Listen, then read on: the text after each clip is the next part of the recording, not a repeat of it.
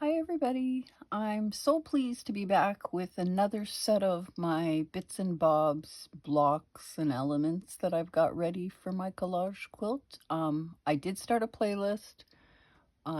Video number 1 is in that playlist, and obviously if you're watching this video, so is this one. Yeah, here's my next set that I have to show you.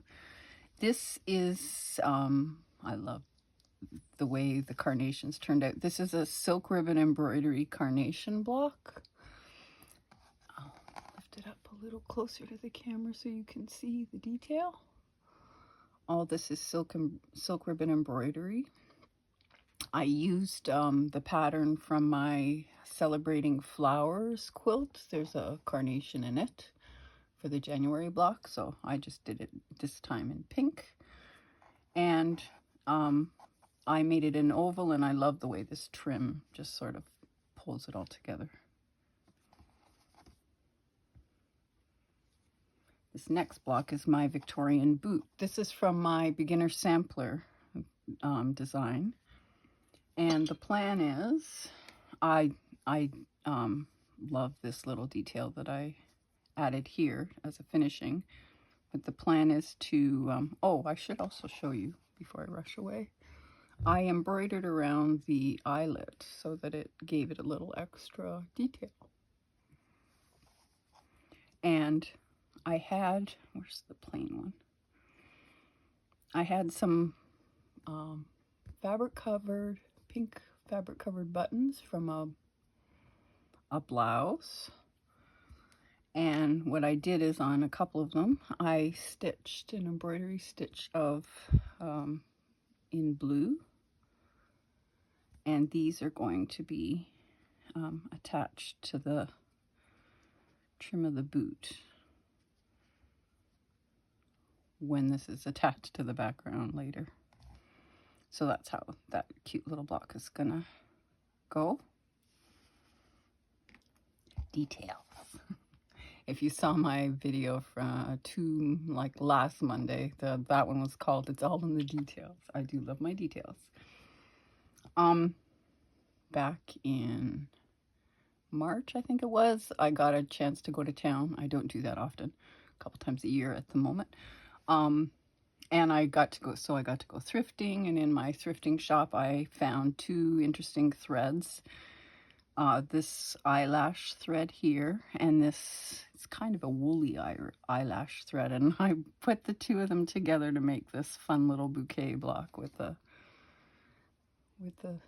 fluffy eye. I don't know if you can see that. It's a silly little block, but I was able to use the threads that I found there.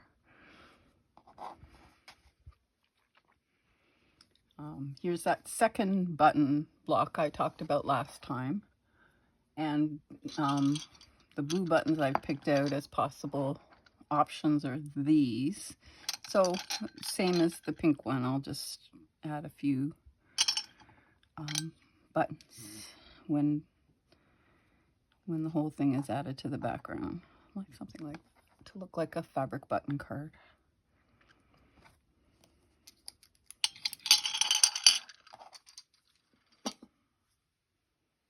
And here's another belt buckle. This one is made of shell. It's so lovely. So I took a piece of lace and I put it in in the belt, as the belt, I guess. And then I did another oval with the trim around the edge. I think that turned out very pretty too. And a nice way to feature this shell belt buckle. Now, this trim is from a little baby dress that had totally gotten stained, as baby clothes are bound to do. But the trim was just so pretty with the cut work that I just wanted to feature it. So I cut out a piece, and then I framed it with some of the rest of the dress, and I put a dark fabric behind. And then I added the cross-stitch embroidery on top as a kind of frame, and that got to celebrate this pretty trim.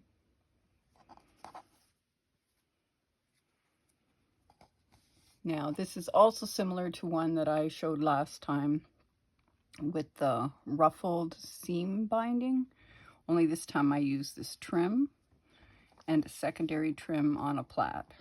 I thought that was pretty as well. This reminds me of if you watch historical fictions like, well, I would say Downton Abbey, but even or anything like that. If you watch the trims on the ladies' dresses, it's so pretty the way the designers have put that all together. So this is kind of in a nod to that.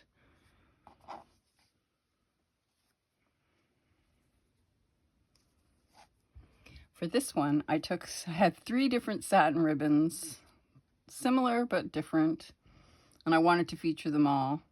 So the idea came to me to make them all 3 into bows, and then I put them all down with a center.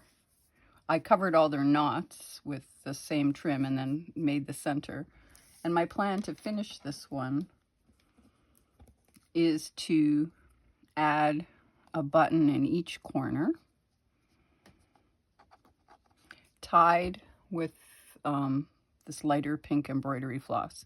Whether I tie it as a bow or just tie it and then tie it and have the loose fluffy ends, I'm not 100% sure. That'll come later, but that's sort of the plan. Isn't it sweet as heck?